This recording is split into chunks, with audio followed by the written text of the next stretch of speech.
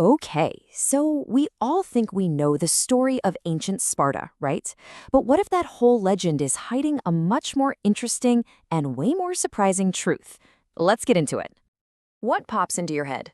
I'm guessing for most of us, it's images of those iconic helmets, epic battles, and a state that was just obsessed with military power, a culture defined by the spear and the shield.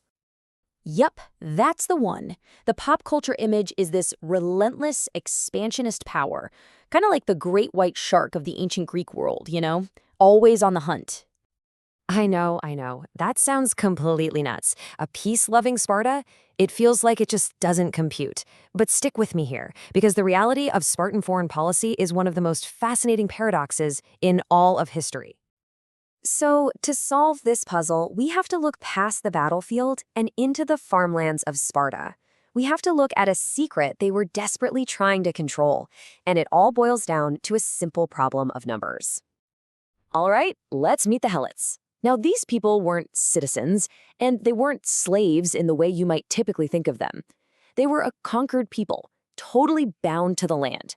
They were the ones working the fields, producing all the food. They basically powered the entire Spartan economy. And this right here, this shows you the sheer scale of the problem. That little tiny bar on the left, that represents the Spartan citizens, the warriors, the rulers. And that massive bar on the right, that's the Helot population they were sitting on top of. I mean, the imbalance is just staggering to look at. Yeah, just let that number sink in for a second. 7-1. For every single Spartan man, woman, or child, there were 7 Helots. 7 people who had been conquered, oppressed, and forced to serve them. You see, Sparta wasn't just a city-state, it was basically a permanent occupation. And this, right here, was the crisis at the very heart of their society. Conquering the territory and enslaving its people, that was the easy part. The really hard part was living every single day on top of this demographic volcano that could erupt at any moment. Okay, so how on earth does a society manage a crisis like this? When you're outnumbered 7-1, you have got to have a strategy for control. The big question is, which path did Sparta choose to go down? I mean, why create the most brutal, hardcore military training regime in history?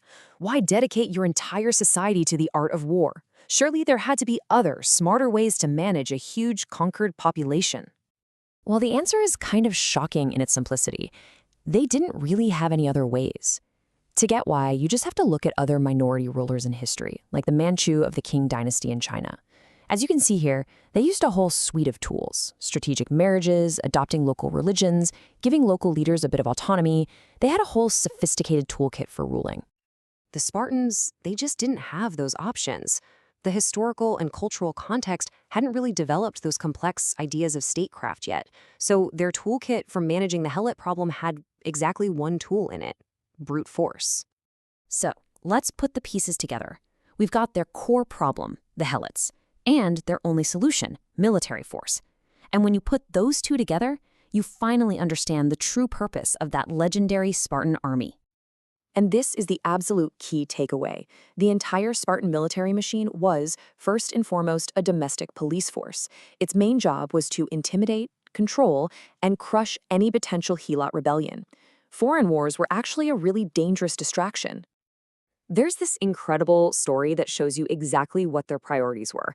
A massive earthquake hits Sparta. The city is just rubble. People are trapped. So what's the very first thing the king does? It's not rescue and relief, it's to assemble the army. His immediate fear wasn't aftershocks. It was that the Helots would see the chaos as their one big chance to rise up. And that explains everything. It explains the paradox we started with. How could they risk sending their army on long campaigns abroad when its real job was at home? Every single soldier sent to fight Athens was one less guard watching the Helots. This constant, gnawing fear made them incredibly risk-averse, cautious, and yeah, from the outside, it made them seem peace-loving. This brings us to the final, and maybe the strangest, part of the whole story. The legendary figure Lycurgus is the one credited with creating this entire brutal system. So why on earth has he been celebrated for centuries as a genius of lawmaking? It's a huge contradiction. This guy designed a society based on oppression and paranoia. And yet, philosophers and politicians, even some of America's founding fathers, looked up to him. How is that even possible? The answer isn't in the content of his reforms, which, let's be honest, were horrific. It's in the method. See, Lycurgus didn't just tweak a few laws here and there. He redesigned the entire state from the ground up. He created a total, interlocking system, political, social, and economic, and wrote it down as the fundamental law of the land. He basically pioneered the very idea of constitutional reform. You can actually trace the thread of this idea through history, this concept that you could create a single foundational law, a constitution that structures everything else, was totally revolutionary. It's a direct intellectual ancestor to landmarks of Western law, like the Magna Carta and even the U.S. Constitution. That's right.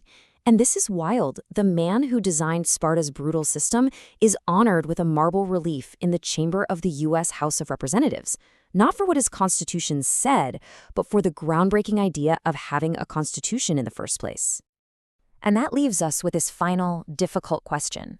Sparta is the ultimate proof that the answer is yes. It was a paranoid, oppressive state built to solve a demographic crisis, but its foundation was laid with a tool of political genius that would shape the world for millennia. The legacy of Sparta isn't just one of warriors, but of a profound and pretty uncomfortable idea.